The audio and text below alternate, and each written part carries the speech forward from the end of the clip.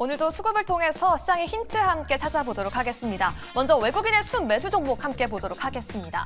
전일 종가 기준 반도체 두 대장주를 모두 남아갔습니다. 특히나 삼성전자 같은 경우에는 이 GTC 2024에서 젠슨황이 전시 중인 삼성전자의 HBM에 친필 사인을 남기면서 만족감을 표했다라는 이슈까지 전해졌고요. SK하이닉스도 함께 더해져 가고 있습니다. 삼성전자 우선주까지 삼성전자는 모두 매수하는 모습이고요. 현대차 역시 다시금 수급 들어오고 있습니다. 이어서 HLB 같은 경우는 오늘 소폭 하락하고 있는데요. 이 신약 출시 전까지는 매장인에 대한 우려가 없다라고 했지만 하루 만에 이 자회사를 통해서 유상 증자 소식이 전해진 바 있습니다.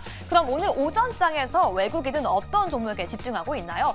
전일은 삼성전자 우선주 모두 남아갔다라면 오늘은 우선주에 조금 더 집중하고 있고요. 오랜만에 외국인이 2거래 연속 네이버에 수급 들어가고 있습니다.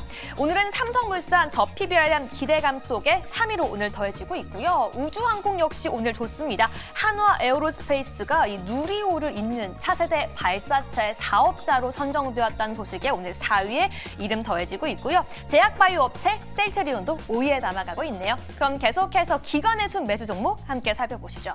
전일 종가 기준 기관 역시 삼성전자와 SK하이닉스 두 반도체 대장주 모두 담았습니다. 이어서 에코프로비엠 역시 코스피 이전 상장 그리고 옵션 종목 추가에 계속 목표가가 상향되어 가고 있고요. 포스코홀딩스 역시 함께 담아가고 있습니다. 기관 역시 현대차 전일 5위로 담아갔고요. 오늘 오전장 기준 기관의 순매수 종목 함께 살펴보시면요. 오늘도 특징적으로 오랜만에 네이버에 대해서 외국인과 기관이 수급 함께 담아가는 모습 포착되고 있습니다. 이 로봇주도 오늘 가장 탑 섹터로 상승하고 있는 가운데 대장주 두산 로보틱스 1위에 이름 올리고 있고요.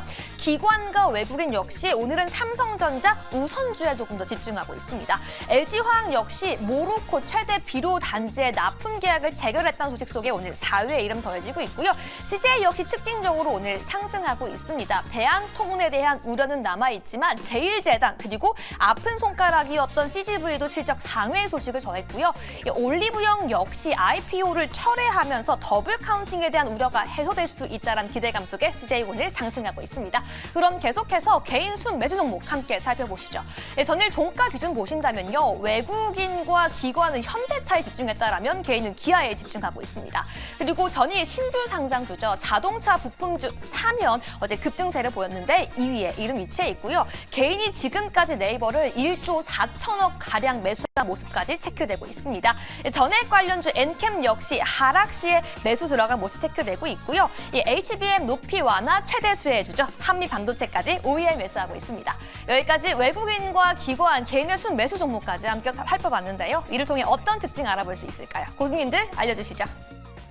네, 오늘의 수급 확인해 보도록 하겠습니다. 어제는 정말 외국인과 기관만 사고 개인 매도가 거셌는데 오늘은 수급이 약간 달라졌습니다. 코스닥 시장에서는 외국인과 기관 동반 매도 보이면서 현재 지수가 약세권, 약보합권으로 좀 밀려났고요. 코스피도 외국인만 사자 지수 자체는 또 파란불이 들어오고 있는 상황입니다. 자, 오늘 어제 비교해서 수급 특징 어떻게 좀 달라졌을까요? 김정일 교수님께서 좀 짚어주시죠. 네, 어저께는 외국인과 기관의 수급이 동반 폭발하는 모습을 보여주면서 시장의 강세가 이끌어졌죠. 그래서 하이닉스 같은 경우에는 엄청난 반등을 보여줬고요.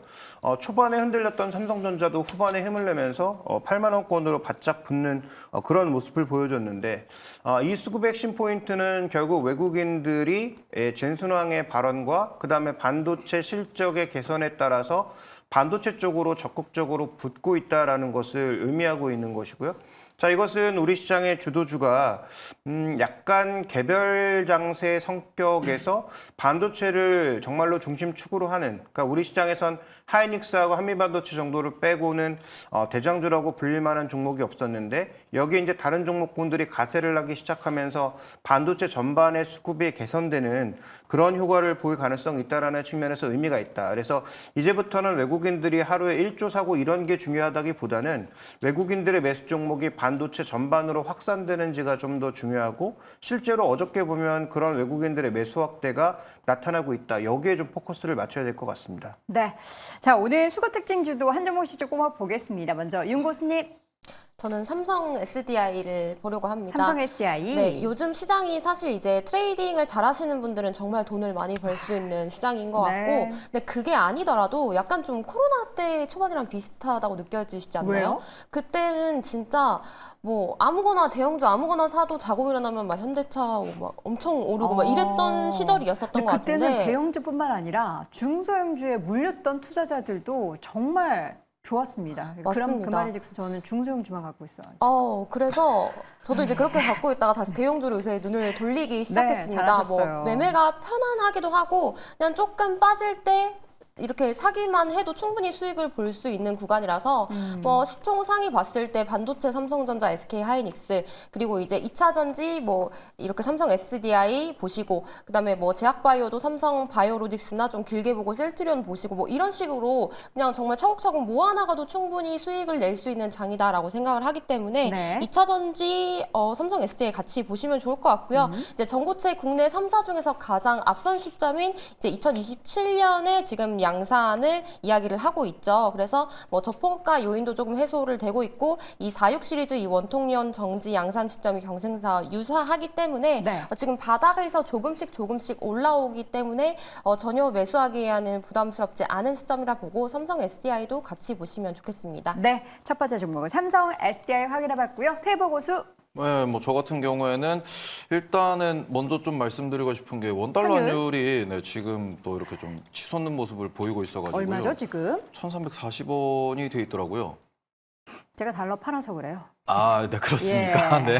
제가 왜 얼마 전에 파셨어요? 지금 엔화는 왜? 아직 못 샀는데 달러화를 조금 정리했더니 이런 움직임이. 이유가 뭐죠? 달러가 왜 이렇게 강세인 거죠? 일단은 지금 엔화도 같이 이렇게 튀고 있는 상황, 튀고 있는 모습을 보이고 있기 때문에 네. 그런 부분에 있어가지고는 지금 약간의 뭐 약간의 외환 시장에서 변동성이 발생하고 있다 이렇게 좀 보실 수 있을 것 같습니다.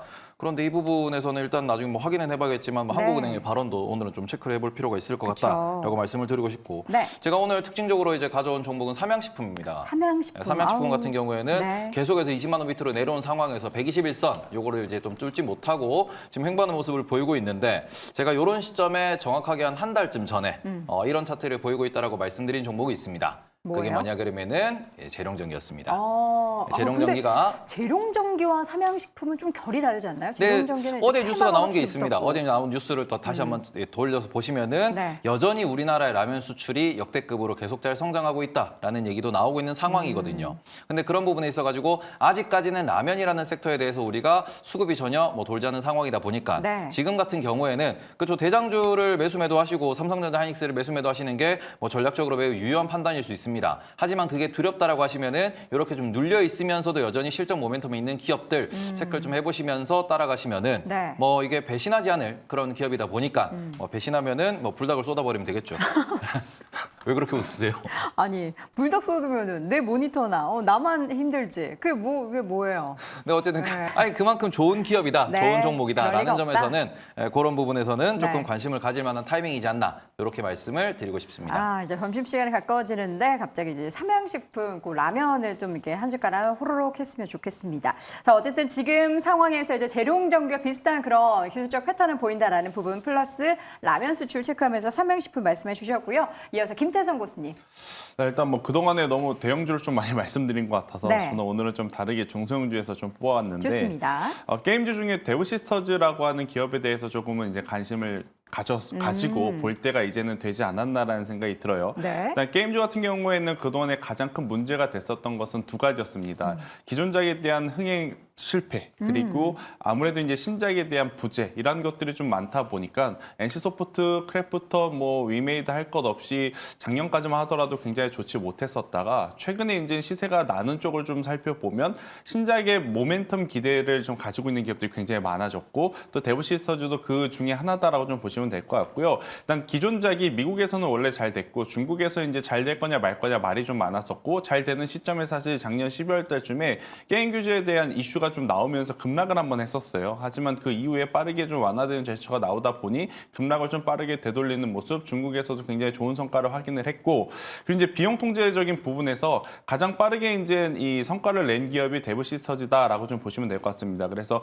기존작의 계속된 흥행 그리고 이제 비용 통제 그리고 여기에 여기에 신작 3종에 대한 모멘텀을 좀 가지고 있는 기업이라서 저는 대부시스터즈가 최근에 이제 너무 고점을 향해 달려가는 이 기업들이 많은 현재 시장에서 조금은 편안하게 우리가 관심 있게 좀 볼 수 있는 위치가 아닌가라는 의견까지 한번 드려보도록 하겠습니다. 네, 대부시스터즈 수급 특징주 탑픽으로 꼽으셨고요. 마지막으로 김종효 교수님. 네, 뭐 반도체 종목 중에 속도를 내고 있는 종목도 좋지만 속도를 조절하고 있는 종목도 좋다라고 보고 있고 네. 외국인들이 최근 들어서 집중적으로 사고 있는 원익 QNC입니다. 그래서 원익 QNC는 아시는 것처럼 반도체와 관련된 소모품이거든요. 재료 네. 중에서.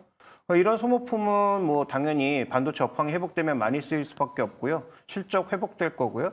또 하나 중요한 것은 KCC와 마찬가지로 원익 QNC가 올해 미국의 모멘티브의 재상장을 기다리고 있다는 거죠. 그래서 양사가 지분을 나눠 갖고 있는 상황이기 때문에 미국의 뭐 하반기가 될지 아니면 뭐 3분기 정도가 될지는 좀 더 지켜봐야 되겠습니다만 어쨌든 모멘티브 상장에 따른 긍정적 효과까지 생각해 봤을 때 원익 QNC도 나쁘지 않다. 실적도 좋고 모멘텀도 있다. 이 관점에서 말씀드리겠습니다. 네, 이렇게 해서 반도체 관련한 종목까지 하나 꼽으셨습니다.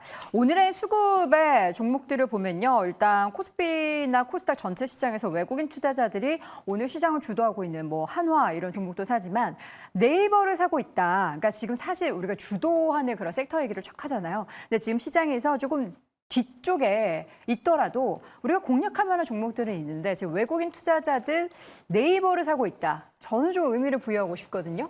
일단은 뭐 네이버 같은 경우에는 외국인이 뭐 이렇게 매수를 할 때마다 주가가 반등하는 그런 모습을 보이고 있다라는 점에서는 뭐 수급이 돌아섰다라는 거는 정말 좀 반가운 소식이다라고 보셔야 될 것 같고요. 네. 그런 부분에서는 여전히 네이버에 대해서 우리가 뭐 앞서서도 여러 번 말씀을 드렸지만 그래서 네이버가 지금 30만 원까지는 못 간다. 왜냐하면 현실적으로 지금 부정적인 소식이 너무 많기 때문에 기술적인 접근이 좀 지금 유효하다라고 그렇게 보실 수 있기 때문에 지금 같은 경우에는 아 외국인이 사는구나 파는구나 외국인이 그러면은 어떤 타이밍에 어떤 기술적 위치에서 사는지 조금 체크를 해보셨으면 좋겠다. 이렇게 말씀을 드리면 될 것 같습니다. 개인 투자자들의 연이은 매수세가 네이버로 들어왔고요. 외국인과 기관은 계속 팔았습니다. 근데 오늘 장에서는 일단 매수로 돌아섰는데 이게 오늘만 매수로 돌아선 게 아니라 그 추이를 함께 좀 확인해 보시면 좋겠습니다. 다시 한번 네 분의 탑픽 종목 확인해 보시죠.